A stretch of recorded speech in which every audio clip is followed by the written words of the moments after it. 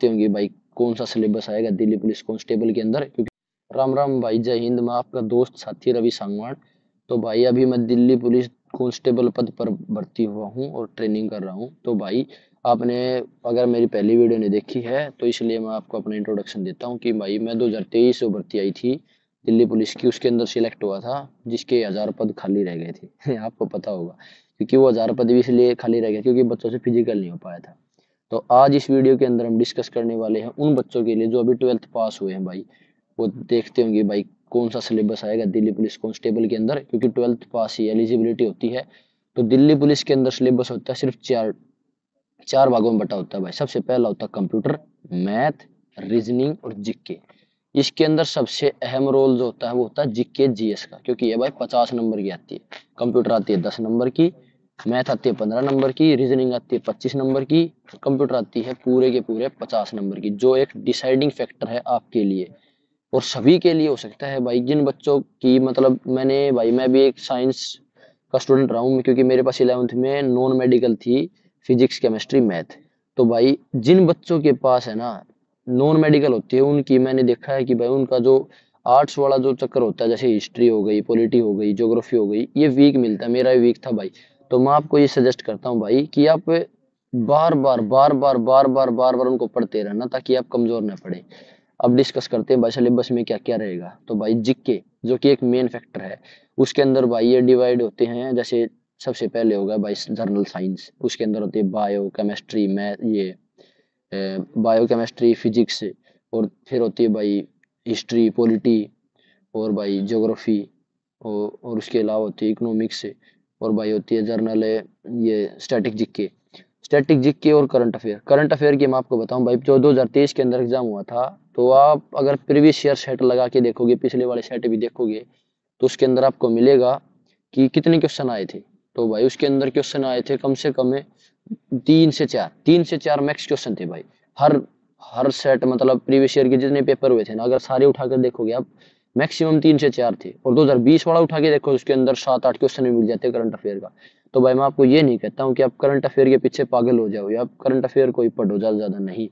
Current affair को ज्यादा समय नहीं दो, आधा घंटा 1 घंटा सुबह देख लिया, न्यूज़पेपर पढ़ लिया, या फिर तो भाई किसी कोई नए सर हैं जैसे कुमार गौरव सर हैं जो सुबह क्लास लगाते हैं 1 घंटे की, वो क्लास ले ली, नोट्स बना लिए, एक बार पढ़ लिए, बस खत्म।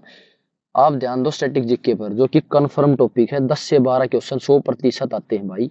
और यही एक ऐसा फैक्टर है, इसके अंदर आपके मार्क्स कट गए तो आप कंपटीशन की दौड़ में पीछे रह जाओगे। और एक बात जो अभी फ्रेशर बच्चे उनके लिए यह है कि आप भीड़ देख करके घबराए नहीं, क्योंकि भाई भीड़ हमेशा की हमेशा इकट्ठा होती है। जो करीम होती है, जो छठ के ऊपर आती है ना, वो कुछ ही होती है। जो सिलेक्ट हो पाते हैं बच्चे वो कुछ ही होते हैं। मात्र 6000 5000 इतने बच्चे सिलेक्शन ले पाते हैं जो क्रीम छठ के ऊपर आ जाती है। भीड़ तो भाई 30 से 35 लाख लोग फॉर्म भरते हैं, और उसमें कितने होते हैं जो पेपर देने भी नहीं जाते। तो भाई उनकी तरह डिमोटिवेट नहीं होना है, अपने स्ट्रॉन्ग तरीके से तैयारी करनी है। और दूसरी भाई अब मैथ। मैथ भाई एडवांस मैथ इसके अंदर नहीं आती है। जैसे बच्चे 12th में जिनके पास फिजिक्स मैथ होती है, वो देखते हैं कि लोग ट्रिग्नोमेट्री और भाई ये आती हैं, ये नहीं आती इसके अंदर। इसके अंदर सिर्फ अर्थमेटिक आती है। जैसे कि भाई ये क्वेश्चन होते हैं ना नॉर्मल, हम 7th 8th 10th में पढ़ते हैं, ये क्वेश्चन नॉर्मल आते हैं इसके अंदर। फिर आती है भाई रीजनिंग, इसमें भी डिफिकल्ट क्वेश्चन होते हैं। जैसे क्लॉक वाले क्वेश्चन में भाई फॉर्मूला लगाना पड़ता है, वो क्वेश्चन इसके अंदर नहीं आते। और बेसिक कंप्यूटर आता है, जो एनसीईआरटी कंप्यूटर होता है वही कंप्यूटर आता है इसके अंदर। तो अभी से अपनी तैयारी को भाई स्ट्रॉन्ग करना शुरू कर दें।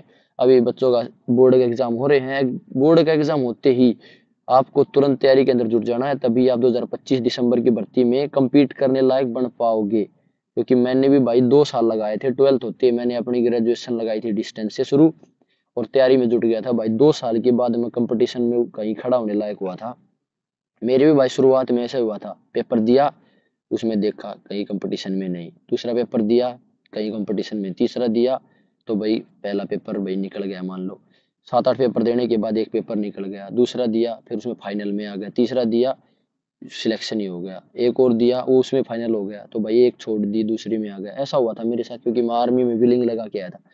तो भाई अब मैं आपको ये मोटिवेशन देता हूँ भाई कि भीड़ के अंदर शामिल नहीं होना, हमें कंपटीशन के अंदर रहना है, क्रीम बनना है, नहीं छाछ नहीं बनना हमको।